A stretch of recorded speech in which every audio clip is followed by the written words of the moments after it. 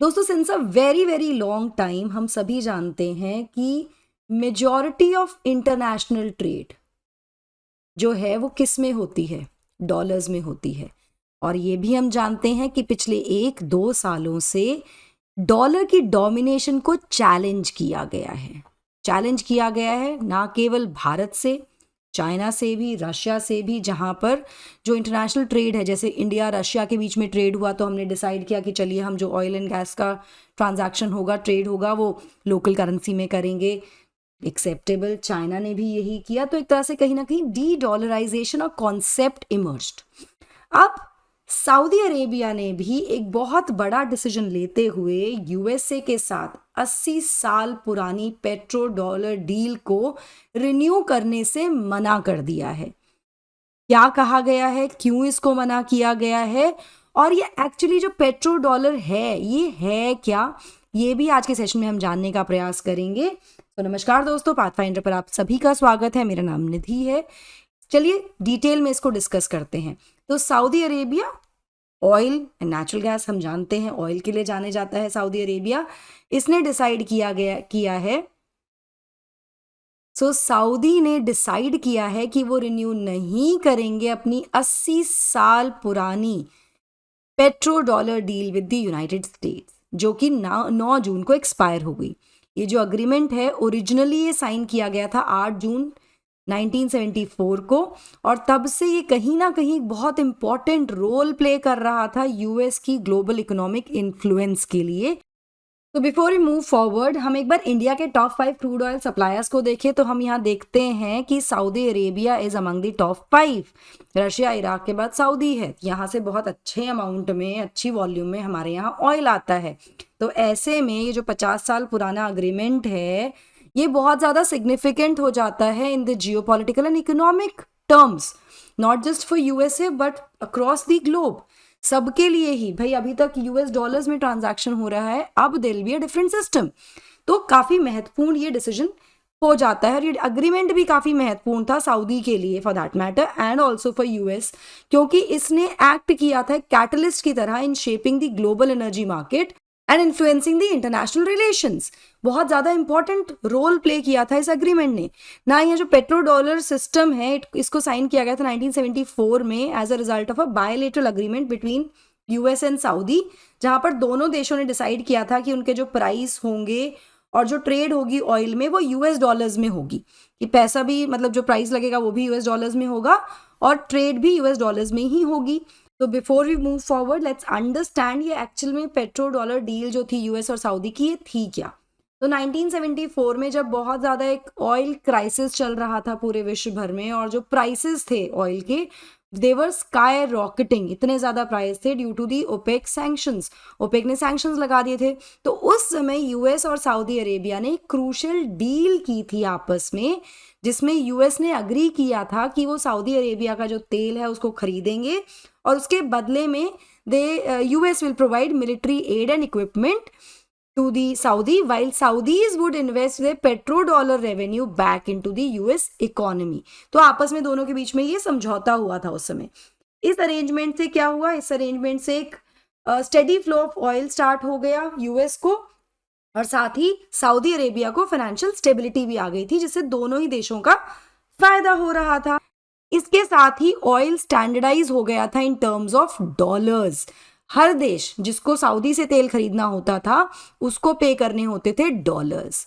अब बहुत सारे देख कर इसी तरह से बहुत सारे जो और ऑयल प्रोड्यूसिंग कंट्रीज थी उन्होंने भी स्टैंडर्डाइज कर दिया अपना oil pricing in US dollars, जिसकी वजह से जो पेट्रो डॉलर सिस्टम है इसको एक बहुत बड़ा पुश मिला, और यूएस डॉलर की डोमिनेशन जो है वो दुनिया भर में बढ़ गई, या वो पूरी तरह से डोमिनेट करने लगा पूरे इंटरनेशनल मार्केट को, सिस्टम को। Now by choosing not to extend this contract, Saudi अब क्या कर सकता है, सऊदी अपने तेल को बेच सकता है और बाकी चीज़ों को बेच सकता है अलग अलग करेंसीज में, जैसे Chinese RMB, euros, yen, yuan, instead of only US dollars. अब केवल यूएस डॉलर्स पर जो एक तरह से जो आश्रित थे पहले पेमेंट के लिए, सेलिंग के लिए, वो खत्म हो जाएगा इस कॉन्ट्रैक्ट के खत्म होने से, इसको एक्सटेंड ना किया जाए अगर। इस तरह से ना केवल अलग अलग करेंसीज को एक्सप्लोर किया जा सकता है फॉर ट्रेड, बल्कि यहाँ पर ये भी मैं आपको बता दूं कि कुछ ऐसी चीज़ें भी, ऐसी टॉक्स भी चल रही हैं जहाँ पर डिजिटल करेंसी को भी एक्सप्लोर किया जा रहा है, लाइक बिटकॉइन फॉर ट्रांजैक्शंस।